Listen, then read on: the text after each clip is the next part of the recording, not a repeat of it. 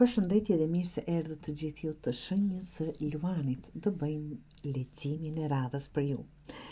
Dhe po filloj me një letër të madhe, të fortë, që tregon që je përballur ose ti je përballur dikur ose je duke u përballur me një fund të diçkaje që ka pasur kogja peshë emocionale në jetën tënde.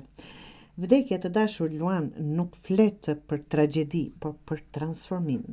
Për një situatë që nuk mund të vazhdoj më si më parë. Diçka ka mbaruar, një marrëdhënie, një iluzion, një model që të ka mbajtur të bllokuar. Zemra jote e di që ka ardhur koha për të lënë pas të vjetrën, çfarëdo që të jetë ajo të dashur. Çfarëdo që të jetë ajo.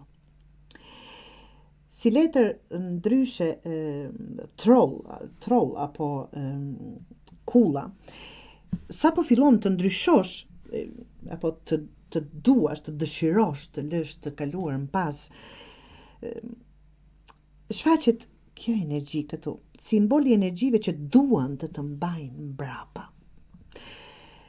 Është frika, është dyshimi, ndonjë person manipulues ose zakon toksik që është krijuar në ju që të tundon të rikthesh në rrugë të vjetra. Dhe të dashur Luan, kjo duhet të jetë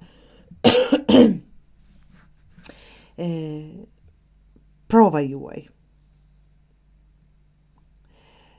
Do ta ndjekësh transformimin apo do të tërhiqesh nga hijet që nje. Me 7 zemra këtu të dashur,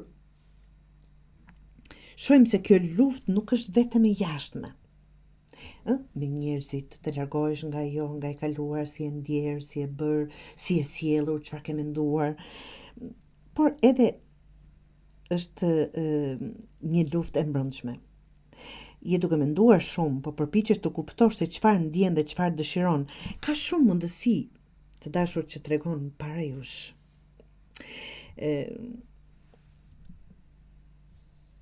Por është e lehtë, ta them, të udhtohesh nga dëshirat, frikat apo nga imazhet që të tjerët kanë projektuar mbi ty.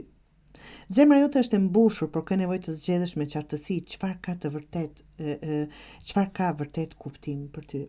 Nga këto 7 të zemrës apo ndryshe 7 të kupës, jo të gjitha janë të mira, të dashur, dhe prandaj kërkohet ky tundim në mes transformimit, të largoheni nga kjo gjendje, të zhvilloheni, të rriteni, të maturoheni emocionalisht. Vjen kjo që dëshiron t'ju ndal, mund të jenë persona që janë demotivues, se ju thonë raman, duro, bëj, s'ka, kështu është jeta, në këto gjëra që jam shumë kundër. Më pëlqen të rrezikoj, absolutisht më pëlqen të rrezikoj. Dua më shumë të pendohem nga provimi, nga ajo që kam provuar, se sa të pendohem që s'bëra asgjë. Më kuptoni? Dhe kjo është ajo tundimi juaj. Pra, mundësit janë kogja aty, por jo të gjitha janë të keni kujdes dhe rrethin, të keni kujdes dhe mendimet e juaja që të zgjidhni atë që duhet për ju në këtë rast, se të gjithat janë të mira, por për këtë situatë të juaj të dashur. Dhe më pas është ky mbret, ta them, kjo është forca jote mbrëmshme, stabiliteti yt i ardhshëm. Nëse ti kalon përmes këtij procesi me guxim dhe nuk lejon të rikthehesh modeleve të vjetra, të besosh gjërave që ke besuar,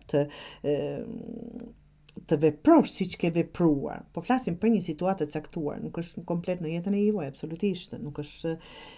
Ky transformim dëshiron t'ju jap një mundësi të re, të dashur Luan, është ta përqafojmë, është ta marrim. Nuk është asnjë transformim i lehtë, absolutisht, është i vështirë, por që siç thashët, nuk lejon të rikthehesh modeleve të vjetra, do të dalësh më i mençur, më e vendosur dhe më e zonje për të marrë drejtimin e jetës tënde. Kjo flet për një farë mënyrë për një autonomi, pjekuri dhe fuqi vendimarrëse. Pra, jeni duke kaluar të dashur Luan një fund që kërkon forcë dhe sinqeritet mbi veten e juaj më së shumti, sepse ajo po hap rrugën për një version më të pjekur dhe të fuqishëm të vetes së juaj. Kujdes nga hijet që duhen t'ju kthejnë pas, mund të jenë njerëzit, situata e kështu me radhë. Qëndron në rrugën tënde të re dhe do të bëhesh mbretëresha e vetes. Kjo është ajo që duhet bërë, të mos bim pre manipulimeve nga të tjerët apo nga mendja jonë të dashur Luan.